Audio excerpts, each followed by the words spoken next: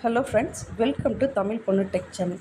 இன்றைக்கி இந்த வீடியோவில் வந்து ஒரு சூப்பரான அப்டேட் பற்றி தான் பார்க்க போகிறோம். அது என்ன அப்டேட் அப்படிங்கிறத பற்றி தான் இந்த வீடியோவில் நம்ம தெரிஞ்சுக்கலாம். அதாவது வந்து எம்ப்ளாயர்ஸ், அதாவது வந்து நீங்கள் ஒரு ஐடி சார்ந்த நிறுவனங்கள் இல்லை பெரிய கம்பெனிலலாம் ஒர்க் பண்ணுறீங்க, நீங்கள் வந்து இன்கம் டேக்ஸ் பே பண்ணுறீங்க அப்படின்னா வந்து உங்களுக்கு வந்து அதிகபட்சமான இன்கம் டேக்ஸ் பிடிக்கிற பட்சத்தில் வந்து நீங்கள் வந்து என்ன பண்ணுவீங்கன்னா, ஒரு சில டாக்குமெண்ட் சப்மிட் பண்ணி இன்கம் டேக்ஸை வந்து ரிட்டர்ன் வாங்குவீங்க. அதாவது நீங்கள் பே பண்ண அமௌண்ட்டை வந்து ரிட்டர்ன் வாங்குவீங்க. ஓகேயா? அதுக்கான டைம் வந்து இந்த மாதம் ஜூலை மாதம் 31ஆம் தேதி தான் வந்து எல்லாருமே இன்கம் டேக்ஸ் ரிட்டர்ன் ஃபைல் பண்ணுறதுக்கான கடைசி தேதி. ஸோ அதுக்குள்ளே வந்து நீங்கள் வந்து ரிட்டர்ன் ஃபைல் பண்ணிடுங்க. அதுக்கடுத்து நீங்கள் ஃபைல் பண்ணுறீங்க அப்படின்னா வந்து பெனால்ட்டி கொடுத்து நீங்கள் பெனால்ட்டி பே பண்ணி நீங்கள் அந்த ரிட்டர்னை ஃபைல் பண்ணுற மாதிரி இருக்கும். அது வந்து நீங்கள் எவ்வளோ நாள் கடத்துறீங்களோ அதை தள்ளி தான் வந்து உங்களுக்கான அமௌண்ட் வந்து நீங்கள் எடுக்கிற மாதிரி இருக்கும். ஓகே, அந்த பெனால்ட்டி அமௌண்ட் வந்து நீங்கள் டிலே பண்ணுறதுக்கு ஏற்ற மாதிரி தான் இருக்கும். ஸோ இதுதான் அப்படின்னு சொல்லிட்டு கன்சிடராக சொல்ல முடியாது. ஓகே, இப்போ வந்து நான் இன்கம் டேக்ஸ் ஃபைல் பண்ணிட்டேன், எனக்கு இன்கம் டேக்ஸ் இன்னும் ரிட்டர்ன் வரலை அப்படின்னா நீங்கள் வந்து இப்போ வந்து ஒரு சில ப்ரொசீஜர்லாம் ஃபாலோ பண்ணுறாங்க. அது என்ன ப்ரொசீஜர் அப்படிங்கிறத பற்றி தான் வந்து இந்த வீடியோவில் நம்ம வந்து முழுமையாக பார்க்க போகிறோம். சரி, வாங்க வீடியோக்குள்ளே போகலாம். அதாவது வந்து நீங்கள் வந்து ஒரு தனியாரோ இல்லை அரசு ஊழியரோ இருக்கீங்க, வருமான வரி ரிட்டனை வந்து பதிவு பண்ணுறீங்க அப்படின்னா வந்து ஃபஸ்ட்டு என்ன சொல்லியிருக்காங்க அப்படின்னா வந்து முழுமையாக ஆய்வு செஞ்சதுக்கு அப்புறம் தான் வந்து உங்களுக்கு ரீஃபண்ட் அமௌண்ட் வரும் அப்படின்னு சொல்லியிருக்காங்க. இதுதான் வந்து இந்த ஃபஸ்ட்டு பாயிண்டில் வந்து சொல்லியிருக்காங்க. அதாவது வந்து இதுக்கு முன்னாடி வந்து என்ன ப்ரொசீஜர் நடந்தது அப்படின்னா வந்து நீங்கள் வந்து ரீஃபண்ட் ஃபைல் பண்ணியிருக்கீங்க அப்படின்னா வந்து உங்களுடைய அப்ளிகேஷன்ஸை வந்து கிராஸ் வெரிஃபை பண்ணி ஆட்டோமேட்டிக் சிஸ்டம் மூலியமாக தான் ரீஃபண்ட் ஆகும். ஓகே, இது வந்து ரீஃபண்ட் ஆகுறதுக்கு வந்து ஒரு பர்சன் வந்து எல்லாத்தையும் உட்காந்து செக் பண்ண மாட்டாங்க. அது ஆட்டோமேட்டிக் ரீஃபண்ட் ப்ராசஸ் தான். ஃபஸ்ட் இன் ஃபஸ்ட் அவுட் அந்த மாதிரி வந்து ஒரு சில ப்ராசஸ் மூலியமாக தான் வந்து உங்களுக்கு வந்து கிராஸ் வெரிஃபை ஆகி சிஸ்டமில் வந்து ஆட்டோமேட்டிக்காக வந்து உங்களுக்கு ரீஃபண்ட் வரும். ஓகே, இந்த மாதிரி வந்து ஒரு சில ரீஃபண்ட் நான் அப்ளை பண்ணிட்டேன் அப்படின்னா வந்து உங்களுக்கு ஆட்டோமேட்டிக்காக வந்து இந்த மாதிரி உங்கள் அப்ளிகேஷனில் ஏதாவது ஒரு சம் எரர் இருந்ததுன்னா அதுக்கு ஏற்ற மாதிரி வந்து நோட்டீஸ் அனுப்புவாங்க. இந்த மாதிரிலாம் இருக்கும். அதாவது வந்து நான் இந்த மாதம் அதாவது வந்து இதுக்கு முன்னாடி, அதாவது 2025 நீங்கள் ரிட்டர்ன் எடுக்கிறீங்க, இது பிரச்சனை இல்லை. இதுக்கு முன்னாடி நீங்கள் ரிட்டர்ன் அப்ளை பண்ணியிருந்தீங்க அப்படின்னா வந்து எப்படி ப்ரொசீஜர் இருக்கும் அப்படின்னா வந்து உங்களுக்கு ரீஃபண்ட் கூட கொடுத்துருவாங்க. சம்டைம்ஸ் கொடுத்துட்டு ஒரு அடுத்த வருஷமோ இல்லை ஏதோ ஒரு டவுட் இருக்குது கிராஸ் வெரிஃபிகேஷன்லனா அப்போ வந்து உங்களுக்கு வீட்டுக்கோ இல்லை வந்து உங்களுடைய மெயிலுக்கோ வந்து நோட்டீஸ் அனுப்புவாங்க. இந்த மாதிரி இந்த இதில் நீங்கள் அப்ளை பண்ணீங்க, இதுக்கான டாக்குமெண்ட்டை வந்து எங்களுக்கு கொடுங்க, இல்லைன்னா வந்து இதுக்கான ப்ராப்பர் எக்ஸ்ப்ளனேஷனை வந்து நீங்கள் கொடுங்க அப்படின்னு சொல்லி உங்களுக்கு கொடுப்பாங்க. ஓகேயா? இந்த மாதிரி வந்து உங்களுக்கு வந்து ரீஃபண்ட் அமௌண்ட் ரிட்டர்ன் வந்ததுக்கப்புறமும் வந்து உங்களுக்காக வந்து இந்த மாதிரி கொஷின்ஸ்லாம் வந்து கொடுத்துருப்பாங்க. பட் இப்போ வந்து என்ன சொல்லியிருக்காங்க அப்படின்னா வந்து அவங்க வந்து ஃபஸ்ட்டு நாங்கள் வந்து ஃபுல் வெரிஃபிகேஷன் முடித்ததுக்கப்புறம் எங்களுக்கு எந்த டவுட்டுமே இல்லை அப்படிங்கிறதுக்கு அப்புறம் தான் வந்து ரிட்டர்ன் அனுப்புவோம், அதாவது வந்து ரீஃபண்ட் அமௌண்ட்டை வந்து நாங்கள் உங்களுக்கு கொடுப்போம் அப்படின்னு சொல்லியிருக்காங்க.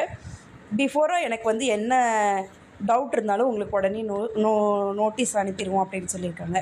அதன்படி இந்த 2024-25 நிதியாண்டில் வந்து உங்களுக்காக நோட்டீஸ் அனுப்பக்கூடிய கடைசி தேதி என்ன சொல்லியிருக்காங்க அப்படின்னா வந்து செப்டம்பர் 15. உங்களுடைய இன்கம் டேக்ஸ் ரிட்டர்னில் வந்து ஏதாவது ஒரு டவுட் இருக்குது அப்படின்னா வந்து கண்டிப்பாக வந்து அவங்க வந்து உங்களுக்கு வந்து செப்டம்பர் 15க்குள்ளே வந்து உங்களுக்கு நோட்டீஸ் அனுப்புவாங்க.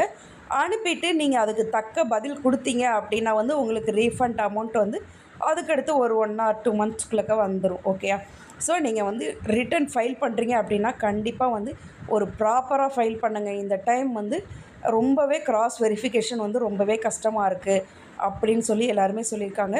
அதே மாதிரி இந்த தடவை நீங்கள் ரிட்டர்ன் ஃபைல் பண்ணுறீங்க அப்படின்னா வந்து நீங்கள் என்ன ஃபைல், அதாவது வந்து இப்போ நீங்கள் லைஃப் இன்சூரன்ஸ் எடுத்திருக்கீங்க அப்படின்னா வந்து அந்த லைஃப் இன்சூரன்ஸோடைய பாலிசி நம்பர், அந்த டாக்குமெண்ட் எல்லாமே வந்து நீங்கள் ப்ராப்பராக அந்த ரிட்டர்ன் ஃபைலில் வந்து ஃபைல் பண்ணுற மாதிரி ஒரு வெப்சைட் வந்து கொடுத்துருக்காங்க.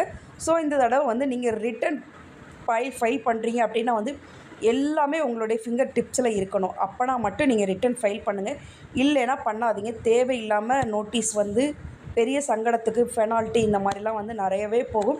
உங்களுக்கே தெரியும், வருமான வரியில் வந்து உங்களுக்கு டபுள் மடங்கு வந்து பெனால்ட்டி போடுவாங்க அப்படின்னு சொல்லிட்டு. ஸோ வந்து நீங்கள் ரிட்டர்ன் ஃபைல் பண்ணுறீங்க அப்படின்னா வந்து கரெக்டாக ரிட்டர்ன் ஃபைல் பண்ணுங்கள். ஒரு ஆடிட்டரை வந்து ப்ராப்பராக தெரிஞ்சு நோட்டீஸ் பண்ணிட்டு ரிட்டர்ன் ஃபைல் பண்ணுங்கள்.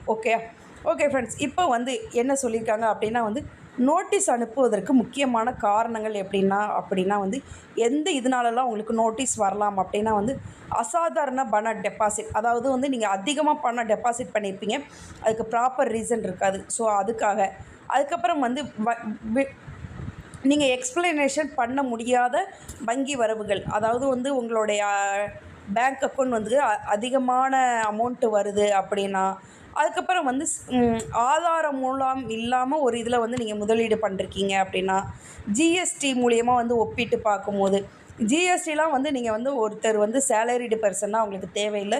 பிஸ்னஸ் பர்சன் அந்த மாதிரி இருக்கீங்கன்னா வந்து உங்களுக்கு ஜிஎஸ்டினால் வந்து கண்டிப்பாக ப்ராப்ளம்ஸ்லாம் வர்றதுக்கு இருக்குது. அதனால் வந்து அந்த டாக்குமெண்ட் எல்லாமே நீங்கள் கரெக்டாக வச்சுக்கோங்க. ஓகேயா? இதை வந்து கம்ப்யூட்டர் அசைன்டு செக்யூரிட்டி செலெக்ஷன்ஸுங்கிற முறையில் வந்து தான் வந்து உங்களுக்கு வந்து தரவு சார்ந்த அடிப்படை, அதாவது கிராஸ் வெரிஃபை பண்ணுறதுக்கு வந்து CASS அப்படின்னு சொல்லிட்டு ஒன்று சொல்லியிருக்காங்க. இது மூலியமாக தான் வந்து உங்களுடைய கிராஸ் வெரிஃபிகேஷன் எல்லாமே நடக்கும். ஓகேயா?